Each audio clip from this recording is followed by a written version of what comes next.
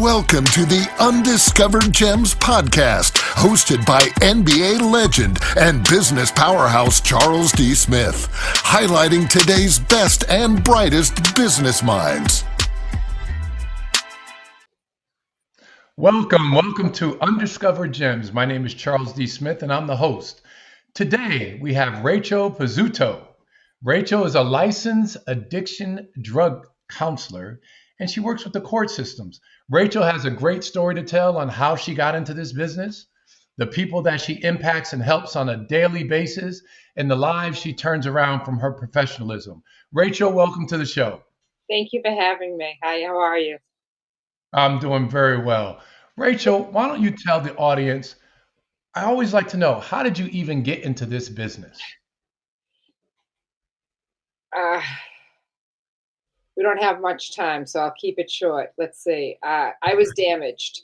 I was 13 and I got stalked by a 56-year-old man who attacked me, and I had to put him away in court. So a 13-year-old standing up in the witness box, explaining what happened and how he was following me and whatever was so traumatic that one of the jurors even had to leave. So I got through it, sent this person off to jail, and when we walked out, my Italian parents turned around and said, okay, water under the bridge. It's over and done with. We're going home. Let's not talk about it again. Well, as you'll begin to see, I'm a little bit hyper, and I ruminated and kept fixating on it. I turned to drugs and drinking. Granted, I was at that promiscuous age, and so everything just kind of fell into party scene. I cleaned up my act when I was 21, when I lost a cousin, because I was out with her. And she went one way home and I went the other way home, and she passed away, and I had survivor's guilt. So I knew I had to get into some kind of recovery. And so I went to AA meeting because one of my father's friends told me, since I was a drugger, go to the opposite meeting because you'll understand the message of what they're saying and not be triggered. I got a sponsor, but still, I didn't love myself. I was still damaged, and I chose all the wrong suitors. You name it, physical, mental, psychological, social, they checked the box, and I was a victim of a lot of domestic abuse. Finally, the last one that I had, tried to put what was it? What is the device? Some device on his car and say that I did it. And I went to court, and as I was in court fighting for my innocence, I realized again that I was damaged and broken, and I needed help. So I went to a CBT counselor and went to IOPs, which is intensive outpatient programs, and really kind of like worked on me. My mom was my hugest supporter. She stayed with me, and I built myself from the ground up. I knew I turned away from God, and I turned back to God, but I really needed to love myself. And through the whole process, the judge, I got vindicated, and it proved that the ex-boyfriend stuck the machine on his car, and good riddance to bad rubbish. I stepped into the light. And so I went into the recovery field because one of the teachers at one of the programs told me that I would make a great recovery coach. So presenting myself 1,000 times over with my master's, I said, let's do it. This is something that, if I can work on me while I'm helping somebody else and be accountable And hence I worked for a company for a while. COVID hit, they closed their doors, and then I opened up my own business. So Rachel, it's I'm sorry to hear what you go through, but yes, the people that go through the things that they're soon to be clients, from the experience, you are most suited, best skilled, and from empathetic standpoint, compassionate standpoint, knowledge, and you know how they feel, you know what they go through. So I can see how you've become such a great counselor in this field. Thank you. At what age, or what time period did you understand that, you know what, let me help people in this field and begin that path? My mom was a great role model, and she was a principal. So when I was in college cleaning up my act, I became a teacher and taught for 18 years. Then one of my family members got sick, and so I went to school for nursing and helped out there. So I've always been in the caretaker kind of role of whether it was children or patients. But I found my niche because I can relate and speak, like you say, to them. And I'm not your typical counselor. I'm not going to sit there and say, oh, how do you feel about that? And sit back. I'm going to brainstorm and say, okay, listen, let's dive into this and figure out, some options here. And then let's play the Russian roulette game on what works. Right. Um, And they can't get over on you either. I'm sure you. No, I have a 5-year-old son, and I swear to God, he became my savior for me, because I was told that I couldn't have children, and when I was 42, I got pregnant, and it was like I was doing everything right. That God blessed me with the one regret that I had, and so now I have no regrets. Right. Which is pretty hard to do, but I think when you sit down and you make your list of what your regrets are, you can tackle them, because if I can change, anybody can change.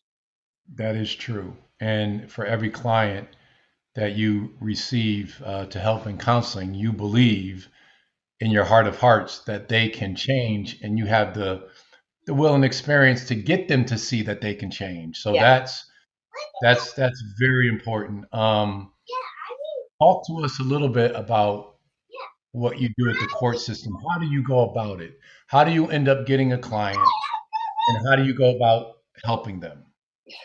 So I got on this vendor list. It's CPCS, and it's a vendors. You can, if like lawyers are looking for a social worker, my name will pop up. And it also has like a record of how many people you help out with. So I'm pretty up there, because when somebody comes to me and needing treatment, I'll bend over hell and high water to get them into treatment, because I believe that's where they should be and not in jail. But it's like a database. If you need, say, like a forensic scientist, you would go to this vendor website and type in forensic scientist, and then whoever would pop out. Or so but yeah, I had to get vetted by it, and the judge, through my case, sent me some high recommendations, and that's how I got on the list. So now lawyers contact me directly and say, I have a client that's in holding that needs treatment, and I go out to the jail, meet the client, get the forms that I need, get things signed off, do a biopsych on them, and then get them into treatment. So share with us, without mentioning names, what was your toughest? Can you remember your toughest client? And you probably had a lot of them, but I'm going to add a little bit to it. Your toughest client that you actually had a breakthrough and helped that client, but it was a rough, challenging road. I'm flooded with a few. Overall, I had one for a year that I kept going to the ER when she would overdose. She would call me Mm, at all hours, and I would just be there and just hold her hand and say, "Okay, are we ready for a detox now?" And she'd be like, "No, mm, I'm not ready." And I'd be like, "All right, can I take you out for coffee next week?" And she'd be like, "Yeah, yeah." And I just never gave up on her. For 2 years, I would constantly go to her wow. and just try to give her a different way. Say, "Hey, come with me to a meeting," or "Let's go to the beach I and want to. meditate." I want to interject because this is important. Why didn't you not give up on it? 2 years. That's a long time. It is a Why long didn't? it is a What long did? time. Maybe I was a little it was in the beginning of me being a recovery coach for this company. And Okay. um I saw her at rock bottom, and it just Mm, reminded of me being at rock bottom. mm-hmm. And she was she's was so thin and so frail. And Mm, it just broke me, and it just spoke to me that, like, I resonated with her, and if I could help her on her journey and get her to where her dreams were, because we would, go to the beach and we would meditate and we would talk. And so, are you ready for detox yet? No, I'm not. All right. Okay. Why don't we do some recovery Bible? Let me ask you some questions. Let me do some stuff. Um, no, oh, sorry. RJ, can I? Okay. Okay. So this is my son. He gets very jelly bean. He That's hears me awesome. talking and he does it. But so this person really just it's been 5 years now, and she's been sober for two and a Mm, half. wow. Yeah. Wow. So I just yeah, I just each one of them pulls at my heartstrings. There's not one over another one. She was definitely my hardest, but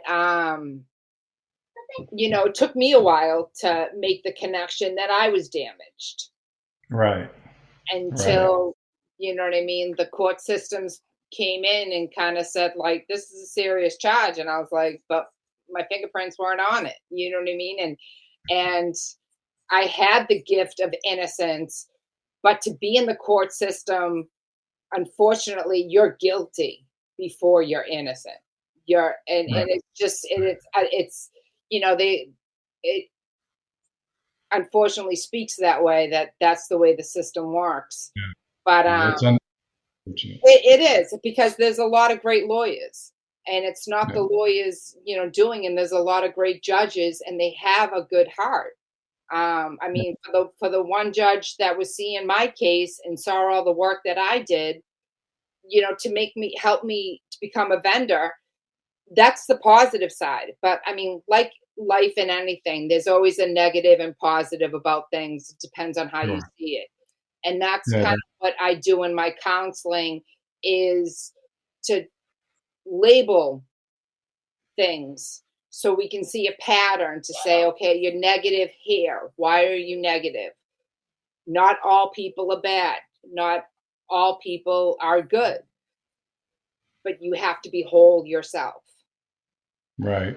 So, when people in your field of work, you take on a lot of emotional responsibility Hmm. to others. How do you get rid of that? Did you go through a process when you were taking it home and you realized you were wearing, all these emotions of other people all day long? Oh, look at the Um, bags under my eyes. It's still forever. Still forever. I mean, I always take it home because I'm always thinking, because especially with me being ADHD and hyper, I think out of the box. And so, like, some of my best thoughts will be driving home and I'll grab the notebook and start writing, or in the middle of a dream, I'll come up with an option and write it down in my notebook next to my bed. And so I Mhm. do always take it home. It's hard not to when you're dealing with somebody's life. Um, Well, and what's your outlet? my What is your outlet? How do you? Oh, is my that right? my son. I just lost my mom last year, and she was she was my everything. She was my best friend, my Achilles heel, my own principal. I mean, she Mm. loved me to death. I God's grace, I look like her. Um, but yeah, and now it's my son. I mean, the way he looks at life and reinvents, and his energy, it's just he's amazing. Right. Yeah, we all need that outlet. That's what I was uh, wondering, because that's a lot of emotion to carry Mm. on a daily basis. So the name of your business is, Recovery Journey Services. and how did you come up with that name? When did you start it? I started it in COVID. I worked for a company for about 8 years, and then COVID hit and they closed the doors. But I had 80 clients that I wasn't gonna let them fall through the Wow. cracks. Did you say So 80? yeah, 80? yep, yep, yep. Don't wait, wait, wait. How do you have one person? How do you have 80 clients? What is your, I mean, the phone? I mean, are you receiving calls all the time? Oh yeah, Is it oh periodic? yeah, I yeah. mean, no, really, how is that you have 80 clients and they're Oh all very, yeah, dependent? They're depending on you. right. Well, that's the thing. Um you really learn time management. Which you Um, got. you really do. And, like, I'll schedule meetings with my clients. So, like, my week fills up ridiculously. But, like, then each client, you'll get them a job and then they go and do their job. And then you'll check back with them in 3 weeks to see how they're doing with the job. The one thing about my business is that we're in it for the journey. Um, we don't send anybody away like the normal mom and pop's place that just kind of, okay, 3 months you've been rehabilitated. You haven't, because life is like a roller coaster and you have many bumps, ups and downs. um, but yeah, I mean, my business blew up to like over 450 clients, but I have an awesome team. I have 5 Right. recovery coaches, and together we do whatever. If they relapse, we get them into detox. If they need a CSS, we get them. We constantly are plugging. Um, Wow.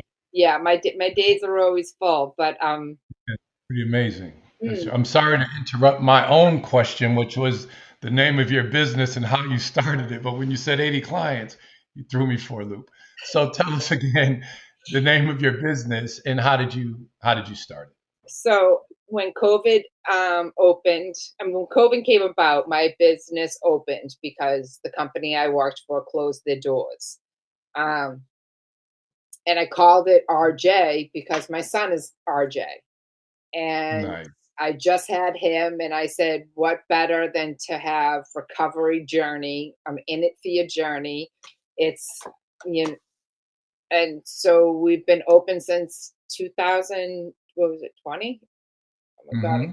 Yeah, yeah. And so it's a journey that we take to help reinvent your life.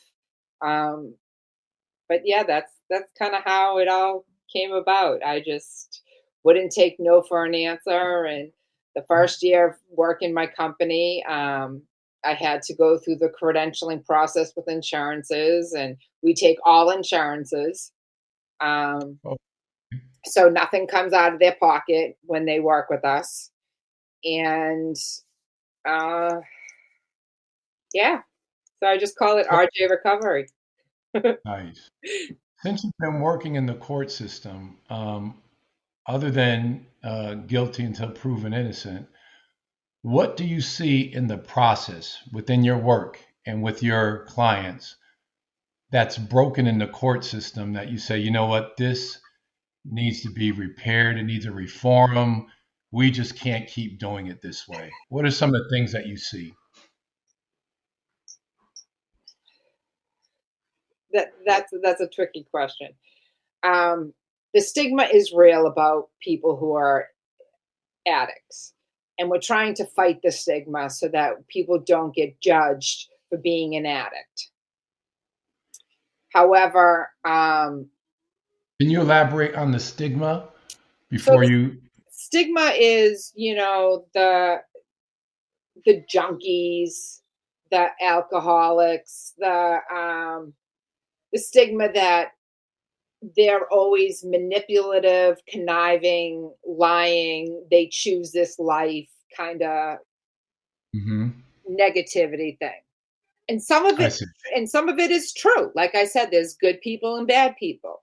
There's some people that get caught up, like myself, in it because I was trying to numb out the pain of why was this 56-year-old man stalking me, and hearing all the legal jargon in the court really kind of like, why me, what did I do, what's so wrong with me? And that's Right.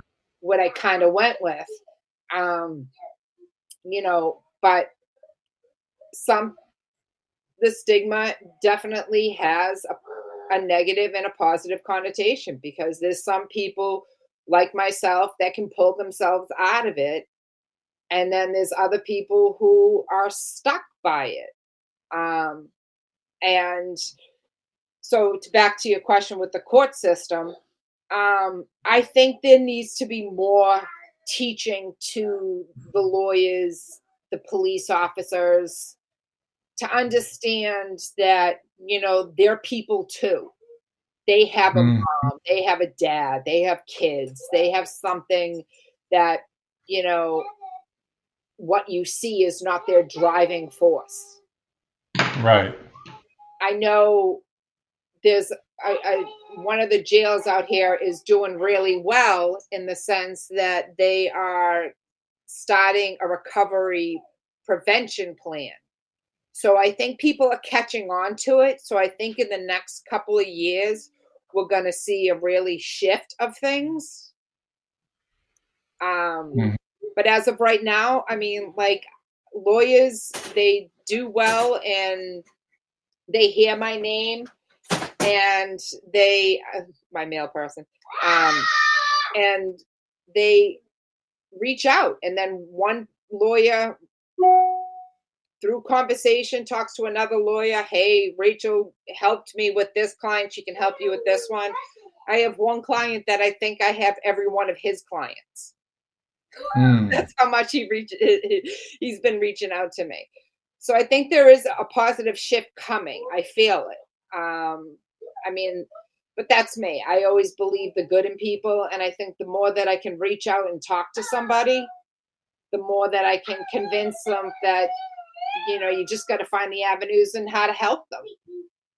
So is it a part of your job Hmm.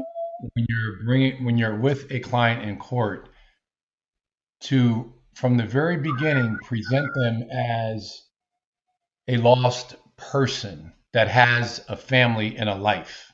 Yes. Um, Yes. and when you do that, have you run into any clients where you're like, this is a tough one, Yep. but you find a way to still present them like a lost person? Right. Yeah. I mean, there is definitely some tough ones, but it's because they've been done dirty by the system. And so they turn their back on a legitimate person that's going to help them.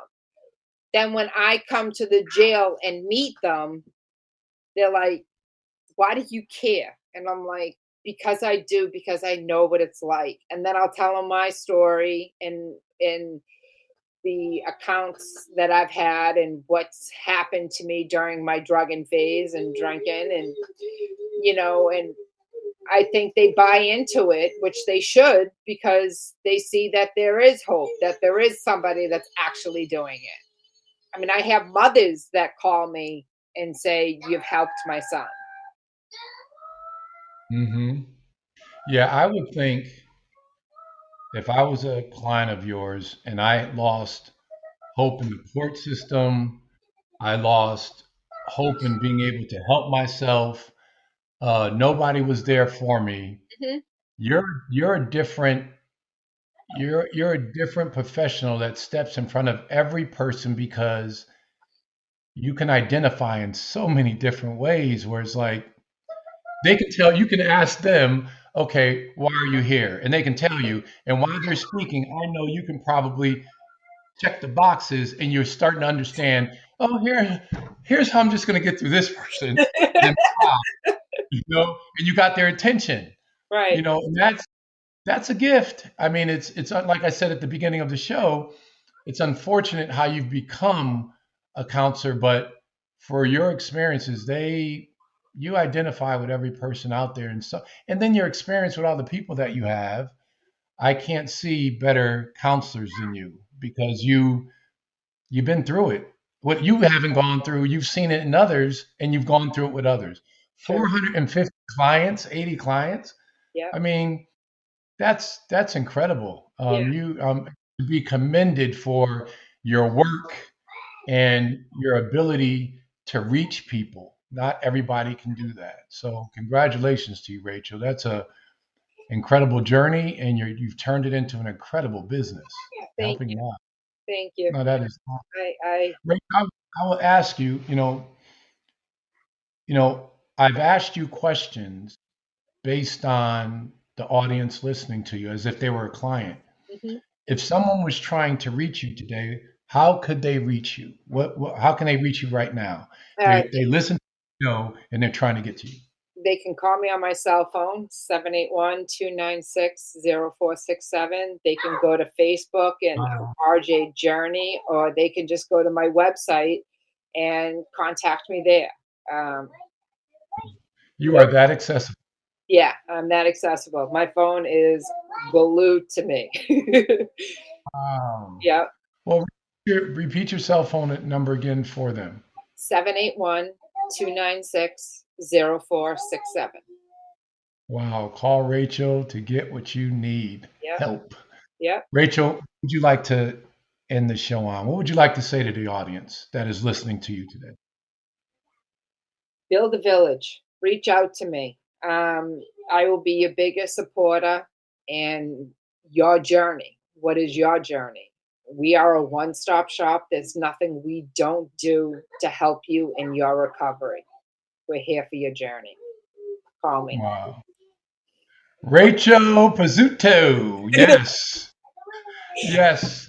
Licensed ADC specialist. Rachel, thanks so much for being on the show. Your incredible wisdom to everyone. I'm sure you'll be getting phone calls. I don't think you need any more phone calls, but you take them, but that's on you, not me. No, But no, thanks for coming on the show and sharing. Thank you so much. thank you for having me. I really appreciate this opportunity. Thank you. We hope you enjoyed this episode of Undiscovered Gems with our host, Charles D. Smith, highlighting today's best and brightest business minds. Brought to you by Pods Entertainment Group. Adopt US Kids presents What to Expect When You're Expecting. A teenager. Learning the lingo. Today I'm going to help parents translate teen slang. Now, when a teen says something is on fleek, it's exactly like saying, that's rad. It simply means that something is awesome or cool. Another one is totes. It's exactly like saying, totally, just shorter. As in, I totes love going to the mall with Becca. Another word you might hear is jelly. Jelly is a shorter, better way to say jealous. As in, Chloe, I am like so jelly of your unicorn phone case. You don't have to speak teen to be a perfect parent. Thousands of teens in foster care will think you're, rad just the same. To learn more, visit adoptuskids.org. A public service announcement brought to you by the U.S. Department of Health and Human Services, Adopt U.S. Kids, and the Ad Council.